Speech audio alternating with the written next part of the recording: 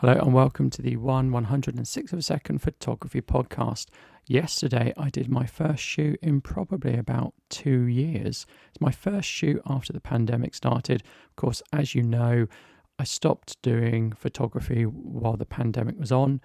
I stopped doing street photography. There weren't really crowds. I like to do street photography in London, and I certainly wasn't going into London at the height of the pandemic. I wasn't going to use public transport, etc. I wasn't doing model shoots. I just stopped. I just felt it was safer. I felt it wasn't really worth putting myself at risk for something that I could put off. Me doing photography is not essential. It's not my livelihood. So I just stopped.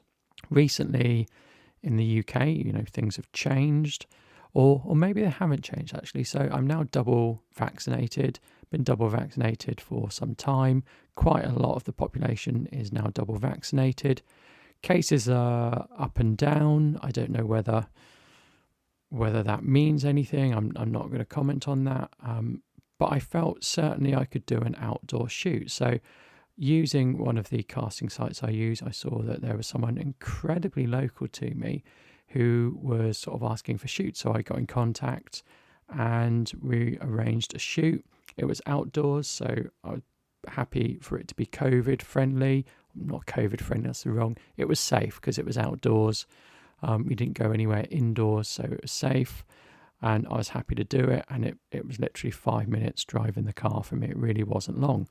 So I went out and I took with me my Canon DSLR and a 50mm lens. It's an APS-C body, so that's approximately an 85mm field of view, which is great for portraiture and fashion and stuff, and it wasn't too heavy. I also took with me my micro four thirds with a 70mm lens f1.4. Again, that's going to be about a 35 f2.8 in full frame equivalents. And I took with me my new iPhone 13 because I was actually interested to see what the difference is between taking something on the iPhone and taking something on a proper camera, so on and so forth. And I got some quite interesting results. I would say some of the images on the iPhone, I use portrait mode. Some of the images on the iPhone 13, they look like they've been taken on a phone.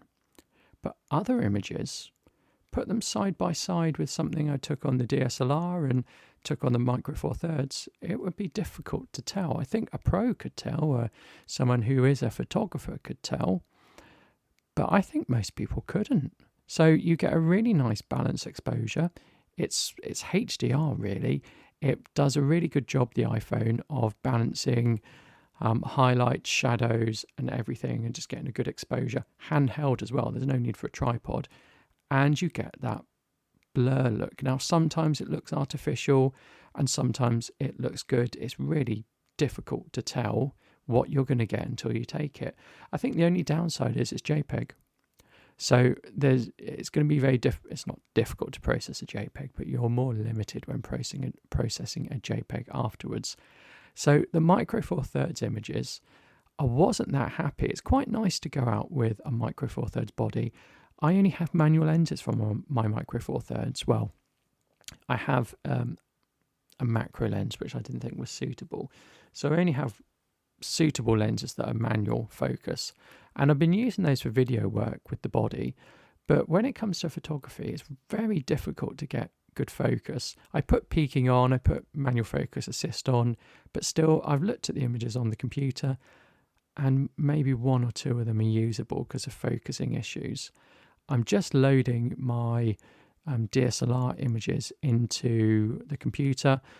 Unfortunately, my subscription to the Adobe suite has lapsed, so I'm going to be using Filmulator, which is a free piece of software, which is effectively the equivalent of Lightroom, but it's free.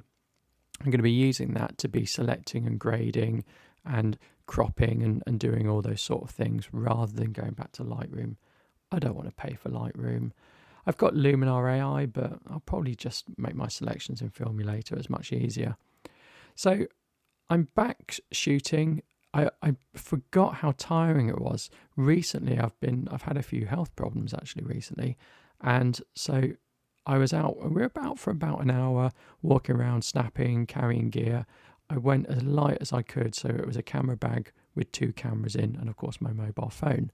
So not particularly heavy, but it did wear me out. That's partly because I wasn't well when I did the shoot, but partly because I guess I'm out of practice. I'm out of sorts with that. I haven't done it for some time, but it was really nice to get out and do some photography again.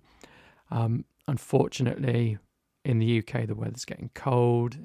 It hasn't necessarily gone rainy, but I'm quite happy to do outdoor shoots.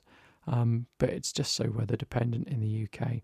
But really, the takeaway is I'm back doing outside shoots. I was quite happy with what I got on my iPhone, and I was a little disappointed with the shots I've got from my Micro Four Thirds. And as always, I'm very pleased with what I got from my Canon DSLR. I'm using a free piece of software to categorize and sort of do my edits. And I'm also going to look at using a free web-based Photoshop clone. I think it's Fopedia or something like that, which if I need to do any retouching, I'm going to use that software to try it out.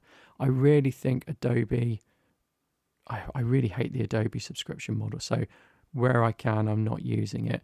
And I did have a subscription because I was using Premiere Pro and other things, but yeah, if I can avoid it, I'm definitely going to look at alternatives. So that's that. I'm back. Hopefully next week I will have used the Photoshop clone and I can give a review of that. Do let me know what you think. Are you back out shooting? Have you thrown caution to the wind in terms of COVID? Are you doing what you normally do? Is life back to where it started with you pre-pandemic? Do let me know. I'd love to hear from you, and thank you. Goodbye.